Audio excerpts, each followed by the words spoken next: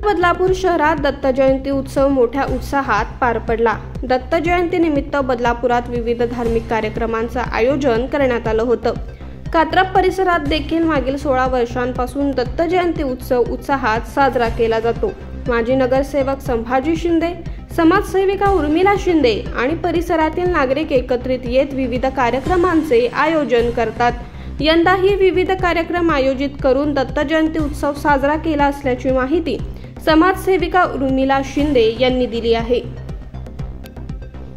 नमस्कार, मी उर्मिला संभाजी शिंदे।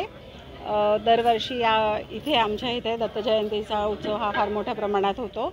यंदा 2008 साली या उत्सवाला सुरुवात झालेली आहे। दत्तमूर्तीची स्थापना 2008 साली झालेली आहे। तेव्हापासून आम्ही दत्त जयंतीचा उत्सव पार पाडतो।